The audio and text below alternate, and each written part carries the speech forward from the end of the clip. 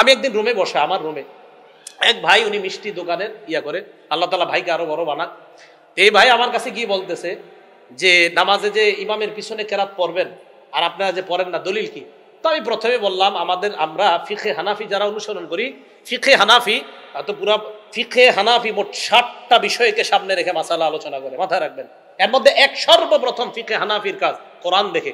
কোরআনে যদি ফিকহে হানাফি কোনো আমল পেয়ে যায় এবং এটা যদি একদম কোরআনে পাওয়ার পর এটার সাথে যদি অন্য কোনো কিছু সাংঘর্ষিক হয়, এটা ফিকহে হানাফি নেয় না। এটা আপনার মাথায় রাখবেন। ফিকহে হানাফি যদি কেউ ভালোভাবে পড়ে তখন সে বুঝতে পারবে মাসালার ক্ষেত্রে ফিকহে হানাফি কতটা কঠোরতা অবলম্বন করে, যা অন্য কোনো ক্ষেত্রে আপনি পাবেন না। এতটা কঠোরতা অবলম্বন করে ফিকহে হানাফি, এটা সত্যি কথা। আপনি পড়েন, যারা ফিকহে হানাফি ফলো করেন না এদেরকেও পড়ান কিছুদিন, তখন সে বুঝতে পারবে যে ফিকহে হানাফি কতটা কঠোরতা, মাসালার ক্ষেত্রে তারা কতটা কঠোর অবস্থানে থাকে সবসময়। এক নাম্বার কোরআন, কোরআনে থাকলে বাস। তা আল্লাহ সূরা আরফে বলছে, ওয়াইজা করি আল কোরআন ফাসতামিউ লা ওয়া আনসিতু লাহু। আল্লাহ তাআলা কোরআনে বলছে যখন কোরআন পড়া হয় তখন তোমরা এক নাম্বার কাজ হলো কান পেতে শোনো, 2 নাম্বার চুপ থাকা। দুইটা সমন্বয় করলে চুপ থেকে কান পেতে শোনা। আচ্ছা, বুখারী শরীফের 757 নম্বর হাদিসে নবী এক সাহাবাকে বলছে কোরআনের যে অংশ সহজ সেই অংশ থেকে বড়, তো বড়ে ওই অংশ বড়ে উনি। এখন কোরআন সূরা ফাতিহা, এটা কি কোরআন না কোরআনের বাহিরে? হুজুর জানেন এরকম একটা বই আছে, কিন্তু সূরা ফাতিহা যে কোরআনের বাহিরে, এরকম একটা কিতাব লেখা হয়েছে। সূরা ফাতিহা কোরআনের অংশ না। আমি অবাক হয়ে গেছি, এর চটি একটা বই আছে, যে কোনো একজন লেখছে যে সূরা ফাতিহা কোরআনের অংশ না। কেন জানেন? ওই যে আমরা বলি কোরআন পড়া, ফাতিহা মানেও কোরআন, যে আলহামদুলিল্লাহি রাব্বিল আলামিন এটাও কোরআন, এটা পড়ার সময় চুপ থাকতে হবে। এখন চিন্তা করলো এটারে কিভাবে রদ করা যায়। এক ভাই কতটা খেয়ানত করে এক কিতাব লিখে ফেলছে যে সূরা ফাতিহা এটা কোরআনের অংশই না। কেন জানেন? মানে বুঝাইতে চায় যে ফাতিহাটা কোরআনের অংশ না, অতএব ফাতিহার সময় ইমামও পড়বে তুমিও পড়বা, কারণ ফাতিহা তো কোরআন না, এটার সময় চুপ থাকা লাগবে না, এরকম বুঝাইছে। নাউজুবিল্লাহি মিন যালিক। তো সূরা ফাতিহা এটাও কোরআন। ওয়াইদা করি আল কোরআন, যখন কোরআন পড়া হয় কান পেতে শ্রবণ করা। এখন দেখেন, কান পেতে শ্রবণ করা আবার চুপ থাকা, দুইটা হুকুম আল্লাহর। বাস ফিকহে হানাফি কি বলে যে এখন কয়েক হাদিসে আসছে লা সালাতা ইল্লা বিফাতিহাতিল কিতাব, সূরা ফাতিহা ছাড়া নামাজই হবে না। এখন ফিকহে হানাফি দুইটাকে সমন্বয় করে। আচ্ছা, কোরআনে আসছে কোরআন পড়লে চুপ থাকতে হবে, হাদিসে আসছে ফাতিহা ছাড়া নামাজ হবে না। ফিকহে হানাফি এখানে দেখে যে কোরআন পড়লে চুপ থাকা এটা আল্লাহর নির্দেশ। বাস এখানে ফিকহে হানাফি কি বলে যে কোরআন যখন পড়া হবে, এটা যেই পড়বে, ইমাম সাহেব যখন পড়বে, পিছনে যারা থাকবে তারা চুপ থাকতে হবে। এখন প্রশ্ন উঠবে ফিকহে হানাফির উপর, তাহলে লা সালাতা ইল্লা বিফাতিহাতিল কিতাব এই হাদিস কোথায় যাবে? এটার ব্যাখ্যা ফিকহে হানাফি এইভাবে দেয় যে লা সালাতা ইল্লা বিফাতিহাতিল কিতাব এটা লিল ইমাম আও লিল মুনফারিদ, এটা হলো ইমামের জন্য। ইমাম যখন কেরাত পড়ে তখন মুক্তাদি পড়া দরকার নাই। আপনারা বলবেন পড়া দরকার নাই কেন? হাদিসে আসছে আবার ইন্নামা জুইলাল ইমাম লিউতাম্মা বিহি, ইমামকে সামনে দাঁড়ায় তার অনুসরণ করার জন্য। আরেক হাদিসে আসছে আল ইমামু যামিন, আমার আপনার সব দায়িত্ব ইমাম সামনে নিয়েই দাঁড়ায়। তো কেরাত পড়ার দায়িত্বটা ইমাম সামনে নিয়ে নিছে, নেওয়ার পরে উনি ওখানে দাঁড়িয়েছে। এই জন্য আরেকটা কথা মনে রাখবেন, দরখাস্ত যদি পেশ করা হয়, আমরা এই মসজিদের সবাই প্রধানমন্ত্রী বরাবর একটা আবেদন পেশ করব, সব মিছিল দিয়ে যাব না, কয়েকজন প্রতিনিধিকে পাঠাবো। বলে না, কয়েকজন প্রতিনিধিরা সবাই যাব। এই জন্য দরখাস্ত পেশ করাটা একসাথে সবাই না করে একজন করাটাই উত্তম।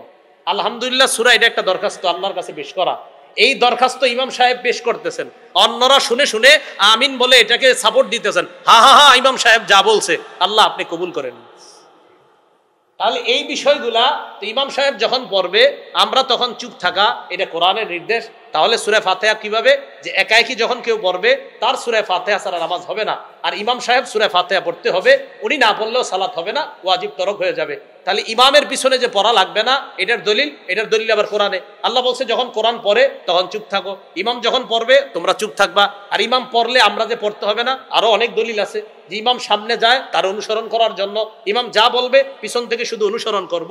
আরেকটা কি, ইমাম যামিন, আমাদের বিষয়গুলা জিম্মায় নিয়ে উনি সামনে দাঁড়ায়। এই জন্য এই বিষয়গুলা মাথায় রেখে কেরাত খলফাল ইমাম তথা ইমামের পিছনে যে কেরাত পড়া, ফিকহে হানাফি এটার সমন্বয় এইভাবে করে যে কেরাত পড়া হলেই চুপ থাকতে হবে। এবার আরেকটা প্রশ্ন দাঁড় করায় যে সূরা আরফের গালেবান 204 নম্বর আয়াত মনে হয়, যে এই আয়াতটা যে নামাজের ক্ষেত্রে, এটার দলিল কি? আল্লাহ একাধিক মুফাসসির, 1-2 জন না, অসংখ্য মুফাসসিরদের অভিমত হলো এই আয়াত এটা নামাজের সাথে সম্পৃক্ত। এই আয়াত এটা নামাজের সাথে সম্পৃক্ত। নামাজে যখন তেলাওয়াত করা হবে তখন চুপ থাকা, এটা মানতেই চায় না। তো ওই যে বললাম, এক ভাই আমার কাছে আসার পর কয় জানি তো, মানে জানি তো সূরা আরফের দলিলটা দিবেন আমারে, কয় আমি আচ্ছা, তো সূরা আরফের দলিল দিলে সমস্যা কি? সূরা আরফ কি নামাজের ক্ষেত্রে? আমি কি ইন্না লিল্লাহ, কি বলেন? সূরা আরফ নামাজের ক্ষেত্রে না, এটা কি বলবো? তাফসিরে তবারির লেখকের নাম জানেন? না বললাম তবারি, কেন বললাম জানেন? তাফসিরে তবারিটা আবার আমাদের দেশের এক শ্রেণীর ভাই খুব ভালোভাবে এটা নেয়। তাফসিরে তবারিটা নেওয়ার অনেক কারণ আছে, আমি জানি কি কারণ। তো এটা আবার অনেকে নেয়, অনেকে মানে আমাদেরকে, অনেকে যারা সহ্য করে না তারা নেয়। আমি বললাম তাফসিরে তবারির লেখক যিনি, উনিও বলছে এই আয়াতটা ওয়াইদা কুরিয়াল কোরআন এটা নামাজের ক্ষেত্রে। হ্যাঁ, উনিও এই কথা বলছে। হ্যাঁ, উনি তো এই কথা বলছে। এখন উনি এই কথা বলছে, তখন আস্তে ধীরে কেমন জানি বলতে চায়, আরে উনি বললে হবে নাকি, নবীজিরা বলছে এটাই। এই হলো বিষয়গুলো আর কি। যাই হোক, আমি এই পর্যন্ত কিন্তু আমি কোনো শ্রেণীর নাম নিছি না, আমি নাম নেইনি, মানে বললাম যে বলে। এখন বলবেন যে কে বলে, তো যে বলে সে, কে বলে যে বলে সে, কি যে কয় এটা কি নবী, না নবীজি বলছে, এখন আর এই কথা শোনা যাবে না। এরপরে দেখেন আরো কিছু বিষয় থাকে আমাদের। এই যে লাইলাতুল বারাআত, এই লাইলাতুল বারাআতের ব্যাপারে এক ভাই আমার কাছে আসার পর কয় ওই রাত্রে যে হালুয়া রুটি এগুলা কি আছে? তো আমি বললাম না, নাই। তা ওই ভাই আবার প্রশ্ন করলেন, ওই রাতে হালুয়া রুটি বেজি বানানো হয়, সাপ বানানো হয় রুটি দিয়া, আরো অনেক আকৃতি, ঘোড়া, বাঘ, ভাল্লুক, এগুলা ঠিক? আমি না, ঠিক না তো। ওই রাতে যে গোসল করলে মাথার পানির চুল পড়লে, মহিলাদের চুলের এই পানিগুলা পড়লে প্রত্যেক ফোটায় ফোটায় নাকি ঝরে যায়, মকসুদুল মুমিনিন না আরো কিছু বইয়ের নাম লেখছে, এইগুলাতে আছে, এগুলো ঠিক? আর না, এগুলো তো ঠিক না। বলতে বলতে হঠাৎ আমারে বলে ফেলতেছি কি, আচ্ছা লাইলাতুল বারাত যে এটা ফজিলতের রাত, এটা ঠিক না? আমি কই হ্যাঁ এটা ঠিক। কে বলছে? আমি কই নাসিরউদ্দিন আলবানী রহমতুল্লাহ আলাইহি বলছে। তো যখন আমি বললাম নাসিরউদ্দিন আলবানী রহমতুল্লাহ, নাসিরউদ্দিন আলবানী বলছে? হ্যাঁ, নাসিরউদ্দিন আলবানী রহমতুল্লাহ বলছে। কয় হুজুর শিওর আপনি নাসিরউদ্দিন আলবানী বলছে? আমি তো ভাই সত্যি নাসিরউদ্দিন আলবানী বলছে। কয় শোনেন, নাসিরউদ্দিন আলবানী আমাদের দলিল না, আমাদের দলিল আল্লাহর রাসূল। এই কথা বলছে যে আমি দেখেন এটা উনি এই সত্যি উনি এই কথাটা বলছে। তা আমি বলি যে হাদিস সহিহ দুর্বল, এটা তো কোনো না কোনো ইমাম বলছে, ঠিক না? তাহলে এই ক্ষেত্রে তো ইমামদের কি আমরা মানি, এটা সহিহ, এটা দুর্বল, এটা হাসান, এটা হাসান লি জাতি, এটা হাসান লি গায়রিহি, এটা মুনকাতি। এই হাদিসগুলো তো আমরা কোনো ইমামরাই ফলো করি। তো আমি বললাম সহিহ বলা, দুর্বল বলার ক্ষেত্রে কি উনি ইমাম ফলো করেন না? হ্যাঁ করি তো, এটা আগে জিজ্ঞাসা করে নিছি। তখন আমি বলছিলাম কি, তো সর্বপ্রথম নামটা বলছিল নাসিরউদ্দিন আলবানী রহমতুল্লাহ আলাইহি, আল্লাহ ওনার কবরকে জান্নাতের বাগান বানায় দেন, দোয়া করি আমরা। তো যাই হোক, এই নাসিরউদ্দিন আলবানী রহমতুল্লাহ আলাইহি, আমি বললাম উনি তো বলছে যে লাইলাতুল বারাআতের ফজিলত সম্পর্কিত হাদিস উনি সহিহ বলছে, হাসানও বলছে, কোনো কোনো জায়গায় দুর্বল কোথাও বলে নাই উনি।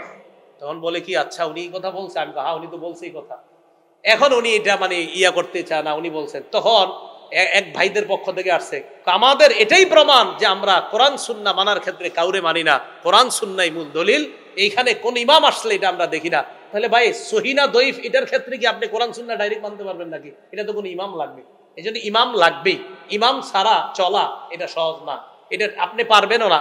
এজন্য আপনারা যারা হানাফি ফিকহের বিরোধিতা করেন, যারা অথবা যারা মনে করেন না আমি ইমাম ছাড়া চলবো, আপনি পার্সোনালি শামসুদ্দোহা আশরাফী সাহেব হুজুরের কাছে একদিন এসে বসেন, উনি আপনার 2-3টা পাল্টা প্রশ্ন করবে। আপনি যখন বলবেন না আমি কোনো ইমাম মানি না, তো উনি 2-3টা প্রশ্ন রাখার পরে আপনি মরার আগেও এই জবাব দিতে পারবেন না, তখন তো আপনি বিপদে পড়বেন। আপনি যখন বলবেন আমি কোনো ইমাম মানি না, তখন তো আপনি বিপদে পড়ে যাবেন। উনি যখন আপনার পাল্টা প্রশ্ন করবে, তাহলে আপনি কি মানেন? তো আপনি বলবেন আমি কোরআন মানি, আর কি মানেন? বলবেন সহিহ হাদিস। উনি আপনার পাল্টা বলবে সহিহ যে হাদিসটা, সহিহটা কে বলছে? মুহাম্মদ রাসূলুল্লাহ সাল্লাল্লাহু আলাইহি ওয়াসাল্লাম বলছে। বলেন না কেন? মুহাম্মদ রাসূলুল্লাহ সাল্লাল্লাহু আলাইহি ওয়াসাল্লাম বলছে, কে বলছে? তো এই তো ইমাম মানে না, ইমাম মানে নাকি? আচ্ছা